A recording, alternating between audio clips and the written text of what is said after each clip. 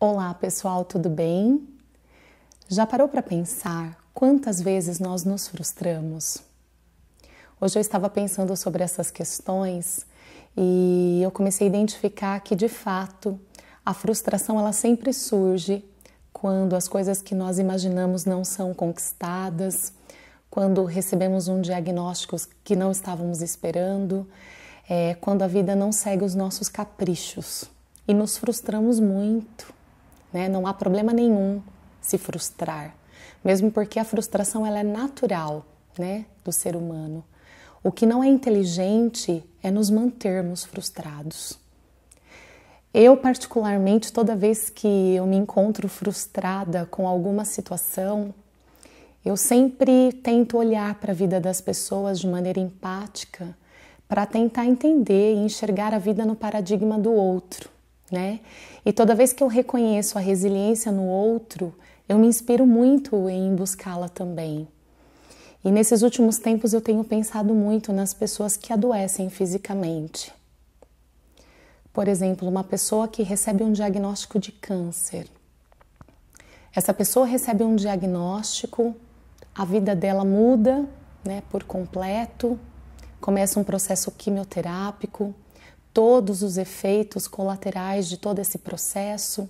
Muitas pessoas não conseguem continuar trabalhando, não conseguem se sentir tão presentes no âmbito familiar. E, de fato, essas pessoas passam um longo processo, fazendo todo esse processo de tratamento e depois vem a devolutiva médica de que a doença está administrada. Sem contar que muitas passam por um processo cirúrgico. E aí quando elas recebem essa devolutiva de que estão curadas, que a doença está administrada, para a grande maioria que perdeu o cabelo, eu imagino que o nascimento do cabelo não é só um nascimento simples, de um cabelo que sai do folículo, não. É o nascimento da esperança, é o nascimento dos sonhos, é o nascer de novo, é o renascer. E aí quando eu olho para tudo isso, eu começo a olhar para as minhas dores e começo a perceber que eu posso administrar todas as minhas dores, que eu sou capaz, de administrá-las. Nós sabemos que os imprevistos acontecem, as tristezas surgem da noite para o dia, mas as alegrias também, e assim a vida segue o seu fluxo. E que bom que a vida é dinâmica, na medida em que a vida é dinâmica, a gente vai se beneficiando com as experiências e com o ônus do aprendizado. Então pensa comigo, eu gostaria que você refletisse sobre uma questão que eu sempre me coloco a pensar.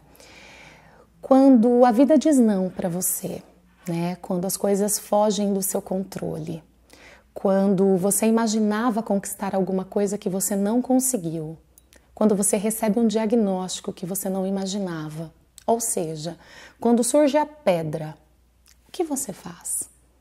Você transpõe essa pedra ou você fica abraçado nela? Pense sobre isso, reflita sobre essas questões que são muito importantes para a nossa resiliência e que você tenha uma semana produtiva, assim como tem que ser a vida. Um grande beijo.